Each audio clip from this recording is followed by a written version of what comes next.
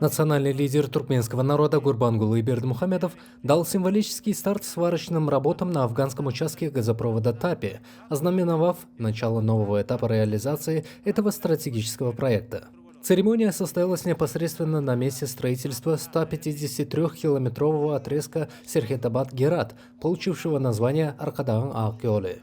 В своем выступлении Гурбангулы Бердмухамедов подчеркнул, что проект принесет значительные экономические выгоды всему региону. По словам героя Аркадага, с полной реализацией проекта Афганистан будет ежегодно получать более $1 миллиарда США в качестве транзитных платежей, а для местного населения будут созданы тысячи новых рабочих мест.